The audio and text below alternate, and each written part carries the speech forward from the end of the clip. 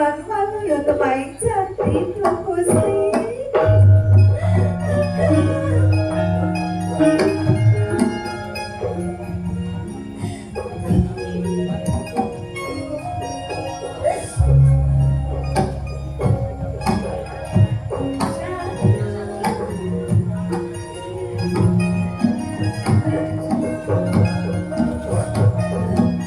Wasisane pertolongan. Kok ono lah aku ono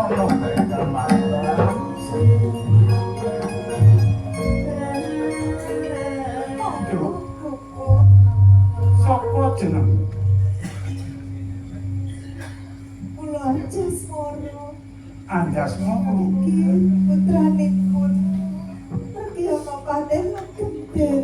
Oh, dadi seleramu putrane Ki Patih Lugender ing Mojopat. Yo, Kasihan. Menika kakang damar bulan. Tumugi ning pecah. lara-lara kepiye nggih? Kula mboten mangertos. Kertas-kertas sampun katoko kados mekaten. Anjasmu. Rewang-rewang ono nyuwun ning ngersaning Gusti Kang Kakarya jagat. Tak usah danane. Awit iki durung titiwancine dipundhut Kang Maha Kuwasa. Kamarulan. Tani nggih. Turu aja sanggon tani.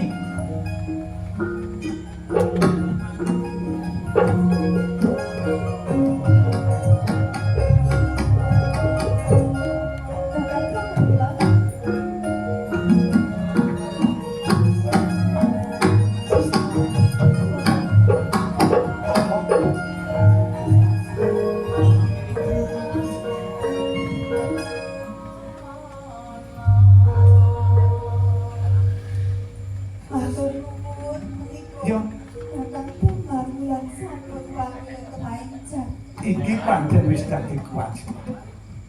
Dadi Damar Wulan iki pancen tak jampangi rikala lunga saka Paluwung. Ora Anjasmara. Lah kok sliramu dadi tekan papan kene? Rasane atiku ki ora kepenak banjur tak tututi lampumu kadang. Dadi rikala tak tinggal ning dalam kepatihan kae malah nututi lungaku ngono. Bener banget. Lho Piye Damar Wulan? ngaten. Awit saking dawuhipun Bapak rikala semakin supados kula suta wonten ing kepatihan sampun kula tindak. Iya. Malah kula sampun winisuda minangka senopati ing kraton Mojopat. Dadi diwisuda dadi senopati ing Mojopat. Lajeng kula kadhawuhan bengkas reretu ingkang mapan wonten ing Kadipaten. Cekating cinarita kula sampun saged mejahi Dipati Minaji. Oh, Kula sampun saged beta bukti mustakanipun Dipati Minaji. Nanging wonten margi dumadakan kula boten ngertosaken parang bukti. Saking wingking kula rumaos kados dene dipun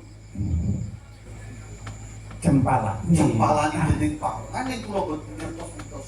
Iki Ngertos kula boten nembut menapa. iya, aku wis percaya. Aku wis ngerti. Dadi kono wong serik neng seliramu iku diangkat pinangka senopati ana ing Kraton Mojopat. Saiki ngene iki. Kowe jumujuka ning Dambakan. Pinangka golek seksi banjur sowan ning ngersane Sang Prabu Putri Kencana Wuwu. Aja nganti karo den laku cepet ana ing Dambakan. Sedika kula badhe langsung wonten ing Dambakan. Iya, tak campang iki. Aja suwelah tekan papan tiba-tiba campang.